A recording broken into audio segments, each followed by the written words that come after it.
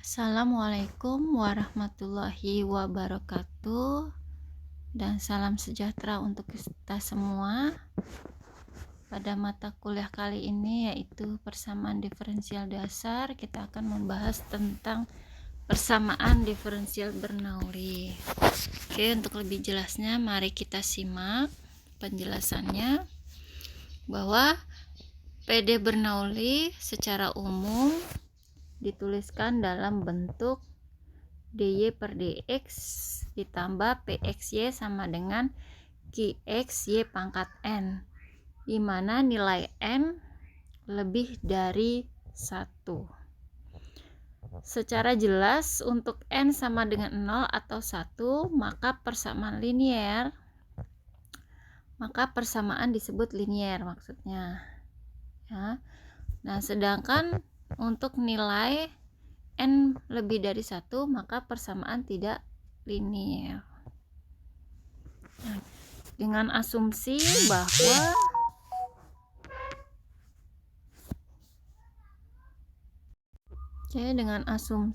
bila persamaan diferensial Bernoulli ini kita sama dengankan n dengan 0, maka persamaan menjadi linier atau menjadi PD linier orde 1.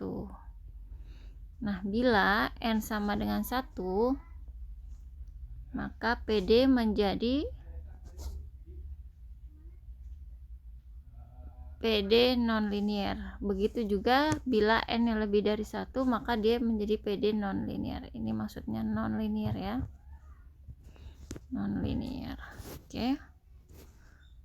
Nah, dalam penyelesaian persamaan diferensial ini kita menggunakan metode di mana PD Bernoulli ini dirubah dulu menjadi bentuk PD linier orde 1. Dengan kata lain, merubah dari bentuk non-linier menjadi bentuk linier. Nah, untuk lebih jelasnya kita lihat langkah-langkah penyelesaiannya. Dari bentuk dy per dx ditambah pxy sama dengan qx dikali y pangkat n. Nah, kita memisalkan z itu dari y pangkat n ini dengan rumus 1 per y pangkat n min 1, atau bisa ditulis dengan y pangkat n min 1.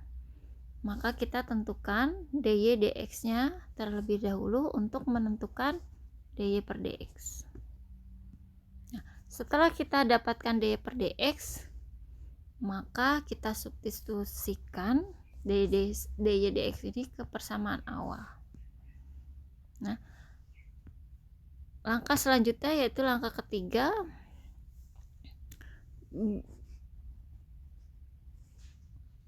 membuat persamaan menjadi bentuk umum linier, sehingga PD dalam z dan dz per dx. Maka penyelesaian bisa diselesaikan menggunakan langkah-langkah penyelesaian umum PD linier orde 1.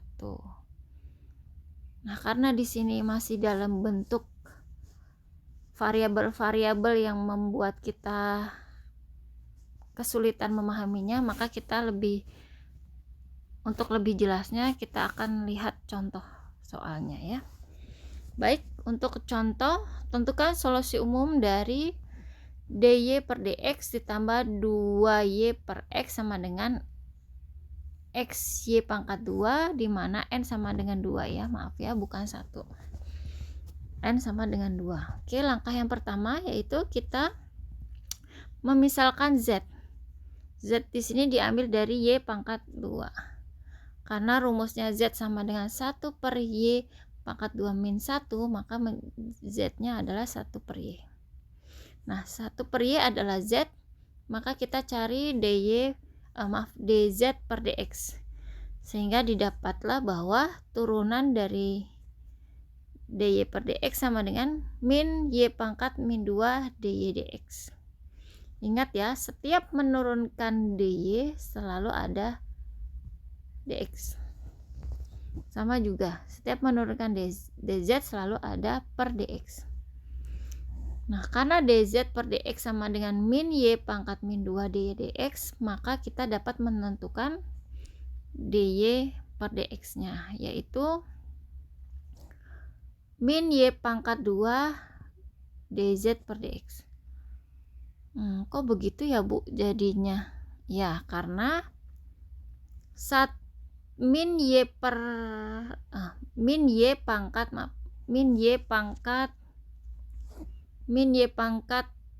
2 ini dituliskannya kan min per y kuadrat.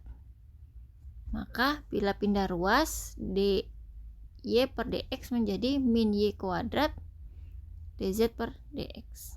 Ya. Jelas ya sampai di sini? Oke, baik. Langkah kedua yaitu mensubstitusikan dy per dx ke persamaan awal. Nah, dy per dx-nya diganti dengan min y pangkat 2 dz per dx. Ditambah 2y per x sama dengan xy pangkat 2.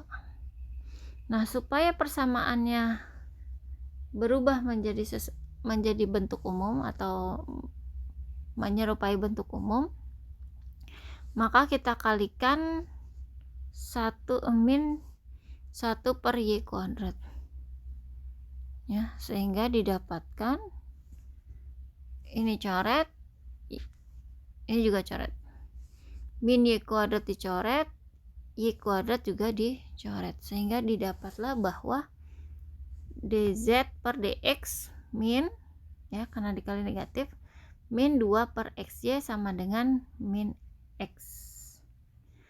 Karena seper y adalah z, maka persamaan dituliskan dengan dz per dx min 2 per x z sama dengan min x. Ya, jadi persamaan sudah berbentuk PD linier. Nah, langkah selanjutnya yaitu kita menentukan px dan qx. Px-nya adalah min 2 per x dan qx-nya adalah min x. Setelah itu kita menentukan faktor integrasinya. U sama dengan e integral px dx sama dengan e integral px dx nya adalah min 2 per x dx, maka integralnya menjadi e pangkat min 2 ln x, atau bisa ditulis dengan x pangkat min 2. Nah, setelah faktor integrasinya kita dapatkan, maka kita masukkan ke rumus solusi umum, yaitu z dikali seper x kuadrat sama dengan integral min x, qx nya adalah min x dikali 1 per x kuadrat dx plus c. Nah, sehingga integral dari min x dikali 1 per x kuadrat, x nya hilang 1 ya, ini coret 1, sehingga menjadi min 1 per x dx. Nah, integral 1 per x dx sama dengan min ln x plus d. Maaf ya, ini c nya harusnya tidak ada dulu, ini juga tidak ada, sehingga ini plus d, min ln x plus d, maka z sama dengan min x kuadrat ln x plus d. Nah, karena z sama dengan 1 per y, maka y sama dengan 1 per z, sehingga y menjadi 1 per min x kuadrat ln x plus d. Nah, mungkin itu saja yang bisa saya jelaskan. Semoga bermanfaat, mudah-mudahan dapat dipahami. Baik, sekian, terima kasih, dan tetap semangat belajar. Oke, wassalamualaikum warahmatullahi wabarakatuh.